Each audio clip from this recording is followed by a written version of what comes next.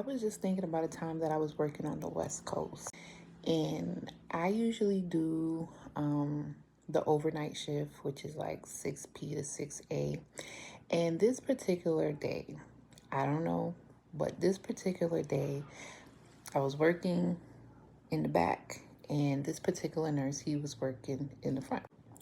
And I think there was another nurse that was working on the other side of the hall because the way how this, it was shaped weird, right?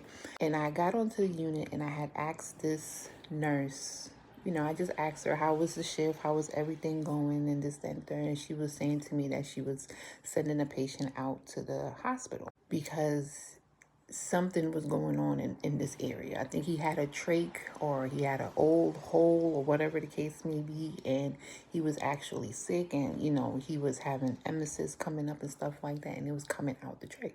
So change of shift now, and that patient was still there in the facility, and the same thing was going on with him. So I happened to walk by and I seen him, and I was just like, why is he still here? You know what I mean? And then I looked at the nurse, and the nurse, it was a male nurse with no urgency.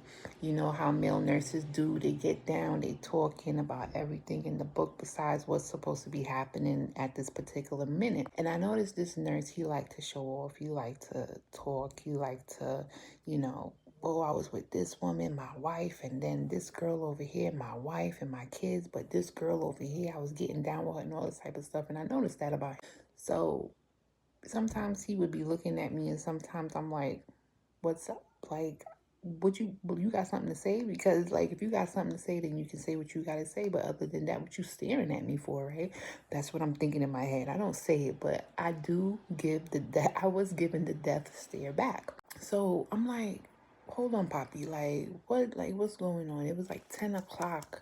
Mind you, I got on the shift at 6 p.m. So when I was walking past him now, I was about to say something, but he happened to say, I'm about to send this patient to the hospital. But when he said, I was like, you should have been sent him to the hospital. And I was staring dead at him, like, you should have been, from the time you got onto this shift, you should have been sent him to the hospital because you knew what was going on with him. You got report.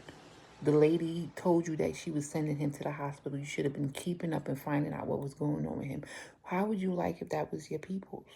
And I'm pretty sure if it was your people's, you would have been hop, skipping, and jumping to make sure that that person was in the hospital being taken care of. I'm pretty sure that a lot of times that I get into these positions, these situations, God is telling me that I have to be that patient's advocate.